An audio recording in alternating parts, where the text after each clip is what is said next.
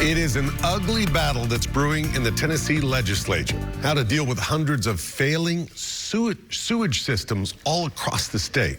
Thanks for joining us at 6. I'm Rory Johnston. And I'm Carrie Sharp. They are built by developers and serve neighborhoods not connected to city sewer systems.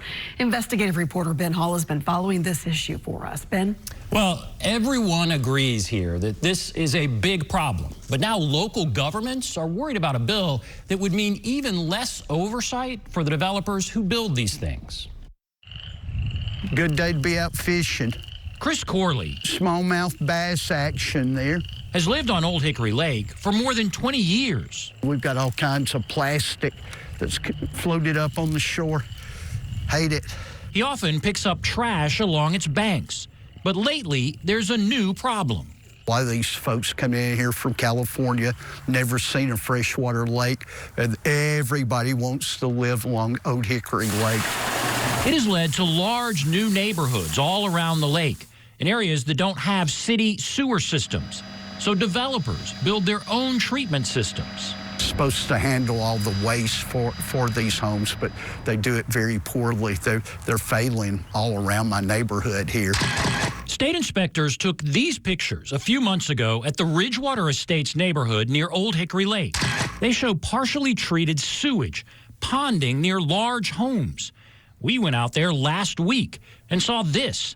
Operators said recent rains could make things look worse, but inspectors have found a history of problems at the site. They're putting these systems all along the shoreline in Wilson County on Old Hickory Lake, and it's just producing bad water. Corley says these pictures show thick algae blooms that come up in the summer on Old Hickory Lake because of runoff from failing systems. There are problems across the state. This map shows the 360 rural wastewater treatment plants in Tennessee. Inspectors found half were failing. It is heartbreaking. He's now worried about a bill proposed by State Senator Mark Pody that he believes will make the problems even worse. It's basically taking local authority, government out of the equation and putting it into the hands of the developers. There are no statewide standards for building rural sewage systems, so some counties set their own. In neighboring Rutherford County, the utility district forces developers to follow strict guidelines, like limiting the number of homes that can be connected. But Pody's bill would allow developers to go around rules set by local utilities. What is happening is not working. TDEC doesn't have the enforcement power, and there's no money to fix it. Senator Pody is quick to say something needs to change. He says his bill would hold developers more accountable by forcing them to put up a bond to pay for repairs if a system does not work. The developers don't like that at all. They don't want to be held responsible for this bonding issue.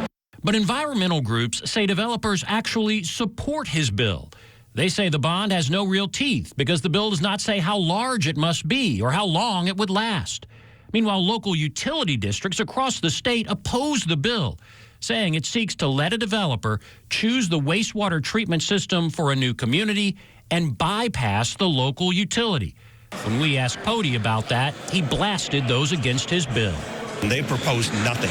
They're just against things at this point. I've got to do something to make sure it doesn't happen in the future. I can't do anything about what's happened in the past, but I can certainly make sure that going forward, there's going to be accountability. But the Southern Environmental Law Center has proposed and even written draft legislation creating statewide design standards developers would have to follow.